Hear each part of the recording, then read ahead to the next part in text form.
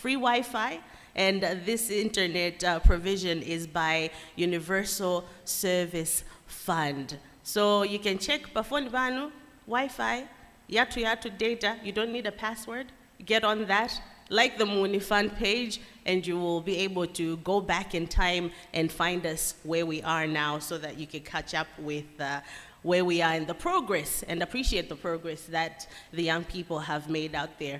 Another thank you, of course, goes to the evaluators that were on the road with us, both up north here and in the southern region, making time, helping with the evaluations and giving feedback to the innovators to be able to bring us what they have here today.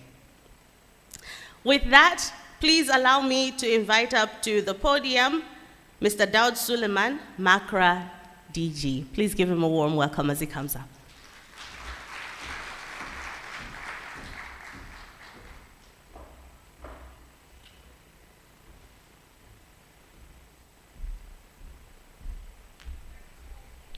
Thank you very much. Our guest of honor, the Minister of Information and Digitalization, Honorable Moses Kunkuyu Karunga Shawa, Principal Secretary in the Ministry of Information and Digitalization, Mr. Baldwin Chiamwaka, Macra Board Chairperson, Mrs. Margaret Chibwana, members of staff from Macra and Muuni Fund that are present, distinguished district commissioners and CEOs of district councils that are here, Mr. Napoleon Zombe, all other distinguished guests that have come to attend this function, ladies and gentlemen, good morning once again.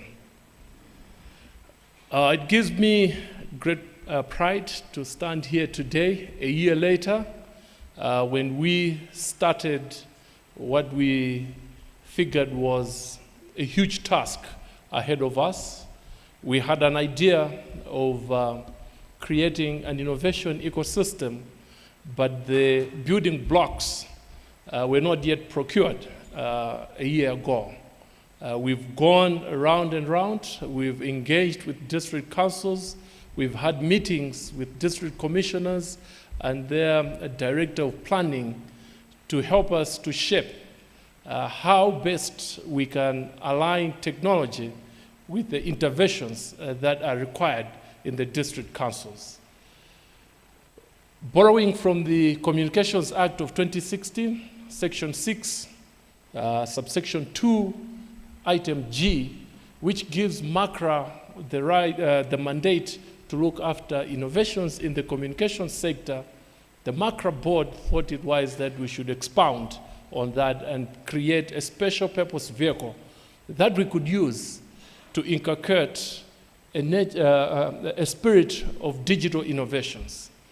In us doing that, what was very key was that we should be able to measure, was that we should be able to account, was that we should be able to have reference, and we should be able to have a profile of what is it that our people are thinking in the digital space, what are the attempts that are being made, why are these attempts falling short, at what point are these attempts falling short, and which ideas are really making sense, and which ideas should then be accelerated so that they can go into the market and become SMEs that can employ people and be productive corporate citizens in the country. Whilst we create jobs on one hand, whilst we do economic empowerment on one hand, we need to be aware that as a country, we are part of a global village. This global village right now is going through what is known as the fourth industrial revolution.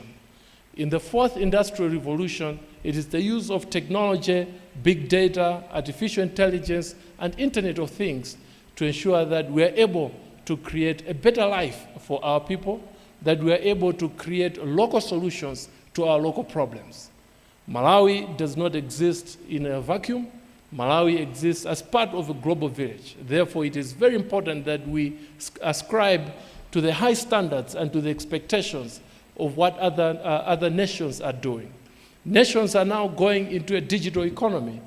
The the economies of the world are now being run by digital entities. If you look today at top 10 richest persons, you see that 8 of them are in the digital space. If you look today at the top 10 economies of the world, you see that all of them, they are driven by technology. This then points that as a nation, we need to pay serious attention to what it is that we're doing with our digital space. We have a very youthful nation, averaging age of 17 years old. A lot of kids that are dropping out of school, not because they are not bright, but there could be circumstances that are otherwise. Those kids and those young boys and girls are serious human capital that this country requires.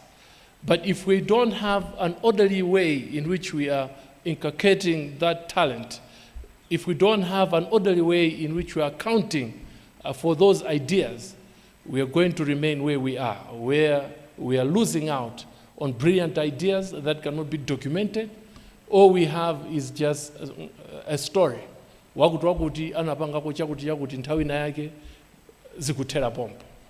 With the Muuni Fund, what we have started at MACRA is a journey towards creating a digital economy for this country, a journey towards a defined digital economy, a digital economy that is knowledge-based, but a digital economy that we can account. As I stand today, I'm pleased to announce that, to report that over the past 12 months, MACRA has invested about 500 million in the Muuni Fund program. That has been an investment. I don't want to use the word expense or cost, but I'm using the word invested. Because as of today, you can see that we now have some tangible results out of that 500 million.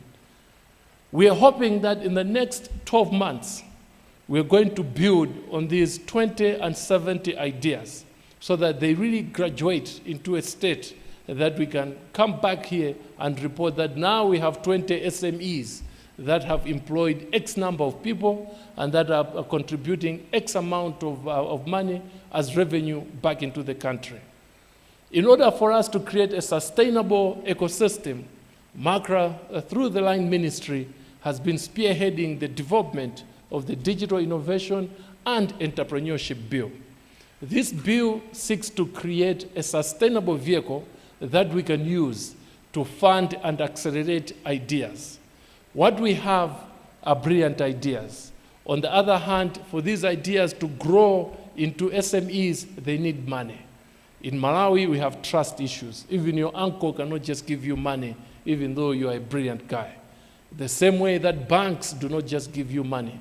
Banks will ask you for collateral, and usually they want a house. And they don't just want a house, they want a proper house. So you see that most of these innovators do not have access to such assets. But what we're interested in is the value in the knowledge that they have. Through the Muuni Fund and through this new bill, we're hoping that we'll create a sustainable vehicle that will be able to allow us to pull in investors, both local and international, that we can use to accelerate these ideas, to move the ideas from where they are, to get them to a certain point. Malawi stands at a chance of exporting proper human capital, proper human knowledge to the rest of the world. We have been traditionally a source of labor. You will recall that there was Wenera back in the days. Our grandfathers trekked to South Africa to build the mines. They trekked to Zambia to build the mines. They trekked to Zimbabwe to build the mines. And now we are in a new era where we need to create Wenera 2.0. In Wenera 2.0, no Malawian leaves Malawi, but our ideas and our skills leave Malawi and get exported outside. We don't need a passport. What we need is connectivity and our brilliant minds. And that is a Malawi that we should strive for, and that Malawi, through Muuni, is possible. I thank you very much for God, for my country. Thank you.